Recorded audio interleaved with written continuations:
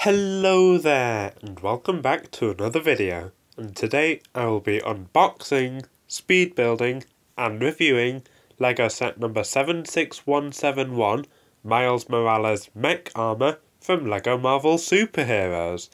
Now this set comes with 125 pieces, and that includes one minifigure, of course, Miles Morales. Now let's just jump straight into it. On the front of the box, there is the Spider-Man logo and the LEGO logo. There is also, of course, the set number and the name of the set.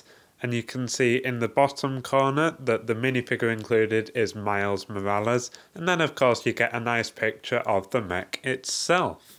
And on the back of the box, you can see that the Miles Morales minifigure can be taken out of the mech. Now, I am super excited to get into this, so I'm not going to wait any longer.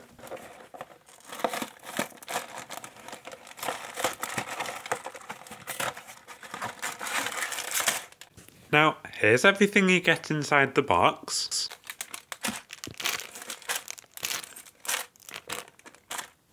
Four unnumbered bags of LEGO.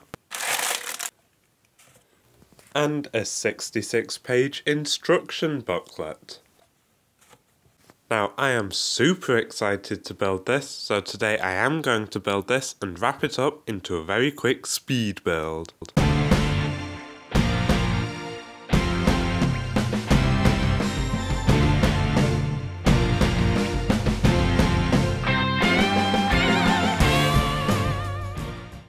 So here is the completed build. Build time today was about 20 minutes, and let's just jump straight into it. Of course, the minifigure included in the set is Miles Morales Spider-Man, and he has these very nice dual moulded black and dark bluish grey legs, and then he has a really nice print on his torso for the spider suit underneath that dark red jacket, and there's the nice spider logo on the back as well.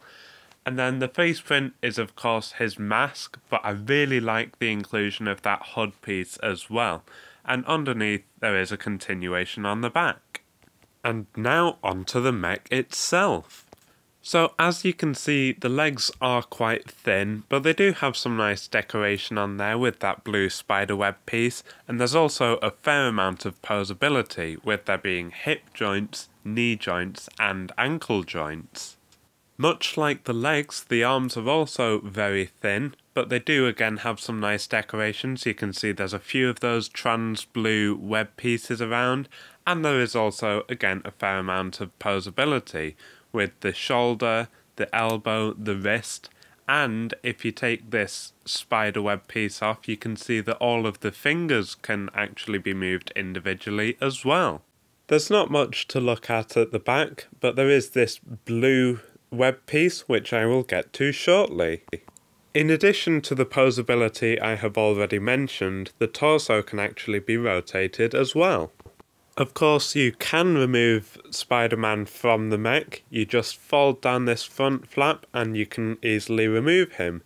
And as you can see, there is just a piece in there which goes in between his legs to hold him in place. And now, as promised, I will compare the new style of mechs to the old style of mechs. So if we start down with the legs, you can see that the old style on the left had much thinner legs, whereas the new style has much thicker legs, which means the new style is more sturdy, but the old style does have more posability. The same goes for the arms, with the new style of mech having much thicker and less posable arms. And those are the main differences between the two. So while the old style of mech did have more posability, because it had both knee joints and elbow joints in addition to the joints that the new style of mechs have, they were slightly more unstable, they were slightly more difficult to pose, whereas with the new style of mech, they balance a lot easier, and I just find that generally it's a lot easier to get them into more dynamic poses. And as for that mystery blue piece I was talking about earlier, they are actually web handcuffs. All in all, I think this is a great set. I think the minifigure included is really nice, and I think the mech itself has some very nice details, But as I was saying, I do think that the new style of mech is slightly better. I think it balances a bit better and it's a bit easier to pose. Thanks for watching, and I'll see you next time.